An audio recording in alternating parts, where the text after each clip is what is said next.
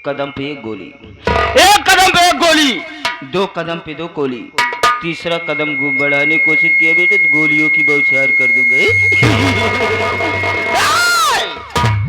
जमाना हमसे है, जमाना से हम नहीं। माई कसम, जिस तरफ करवट बदलते हैं पूरा जमाना को ही बदल देते हैं। लोग अगर हमसे बगावत करने की कोशिश करते हैं तो मां कसम सीने में इतनी पीतल उतार देता हूं कि आने वाली दूसरी शरीर विशाली का आप तो कभी गुमराह है।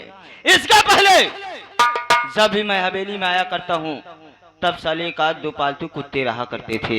आज क्या देख रहा हूं, एक भी पालतू कुत्ता साला मेरा नहीं दिखाई दे रहा।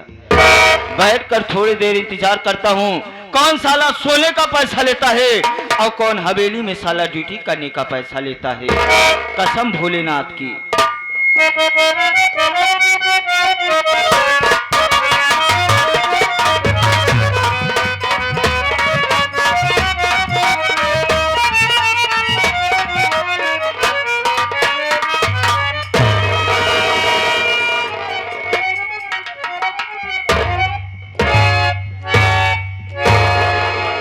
से बेगाने चक्कर में लागत है आज हम बचम न कंफर्म है पिलाई जा। आज हम मर जा मेहरारू हमारे राल हो जाए ना ना लड़कियन विधवा पेंशन लागू कराई ले ये। लेकिन आज अगर हम मर गए तो हमारे तेरे ही कैसे हुई। तो आप सब मंगल के दिन पूरी कचौड़ी खाई ले आई समझ छोटू के तेरे ही खात ही। सिदारे हिंद का रुतबा है सरकार को आला, हमेशा खुश नजर बख्शे मेहरबानी का हक ताला। ये नाचीज गुलाम वफादारी का सबक सीखा है और ये हाथ है जो आपका नमक खाया है। क्या हुम्क है सार का।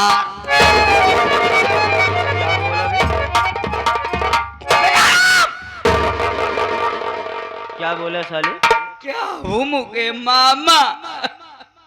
क्या बोला? क्या हुम्क है। देख ये जमत नहीं जब बार बार ही याद है तू।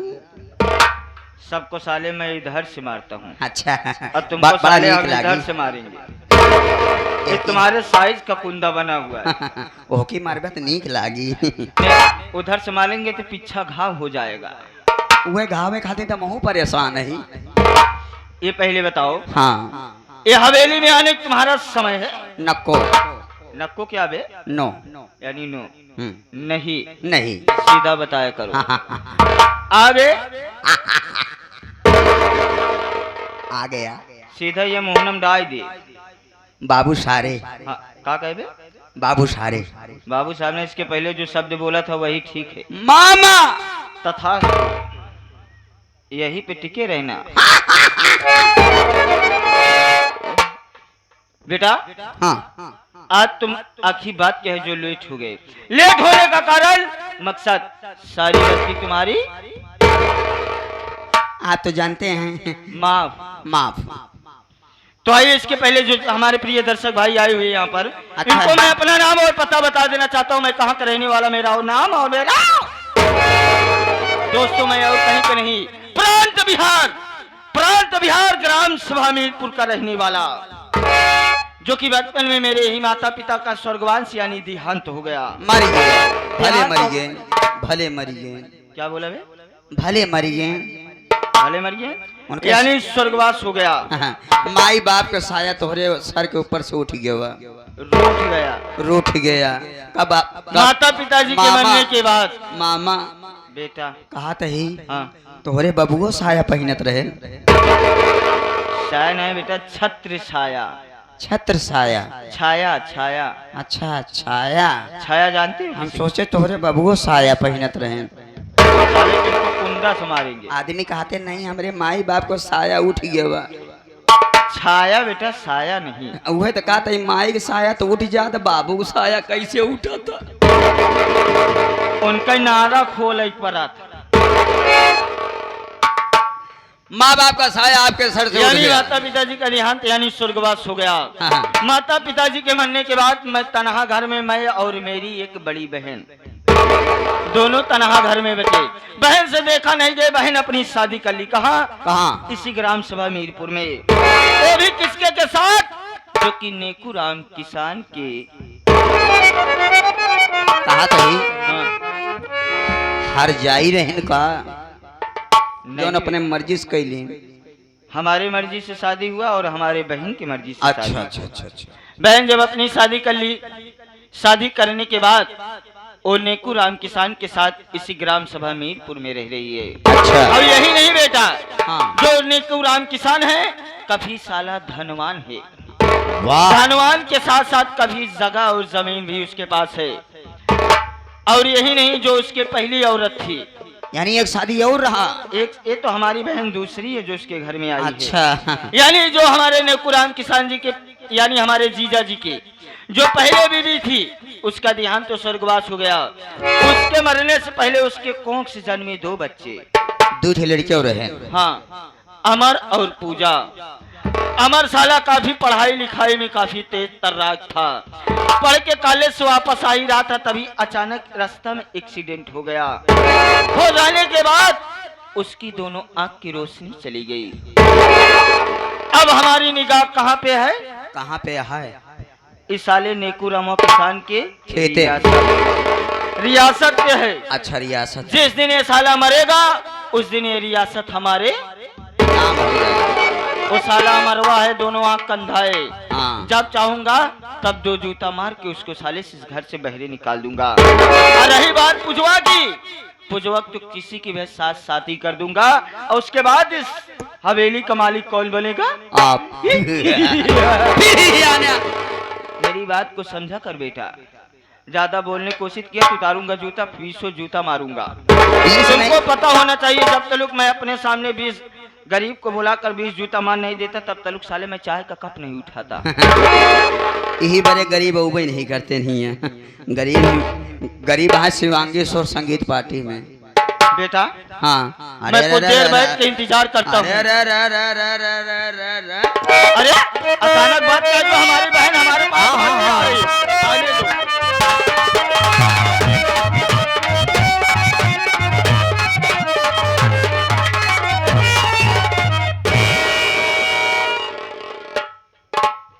सदा सुहागन रहो बहन, तथास्तु आयुष्मान भवा। और बताओ आखिर बात क्या है जो तुम्हारा मुखमंडल बड़ा मुरझाया है और चेहरा उदास है? कारण क्या है बहन? जानना चाहते हो भैया? जी। सुनो मेरी बात।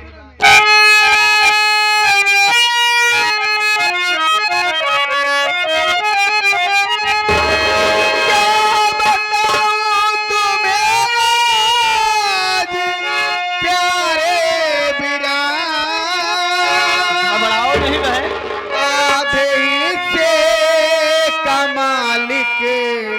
अमर बने रहा, मार दो ने कुरमवा को तुम इसी घड़ी। घर में है अत्याचार मेरे अब बढ़ रहा।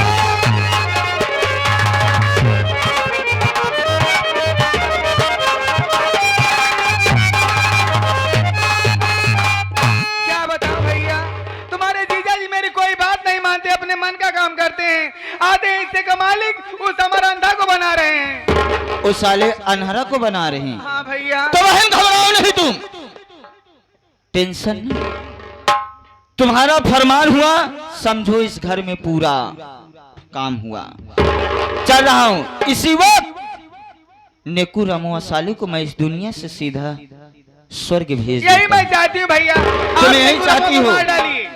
नेकू रमुआ को हाँ। ऐसी कटान काटूंगा साले की, कसम माँ भवानी की, कसम पाक परवरदिगार की, कसम भोलेनाथ की। जिस समय साले की गर्दन काटूंगा खंजर भी साला रो देगा। तो भैया मत करिए।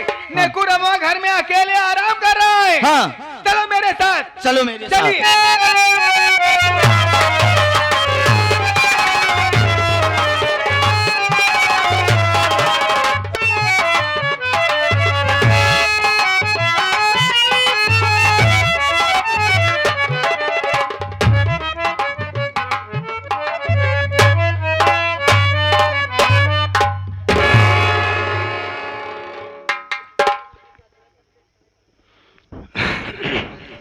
दोस्तों, मेरा नाम अमर है।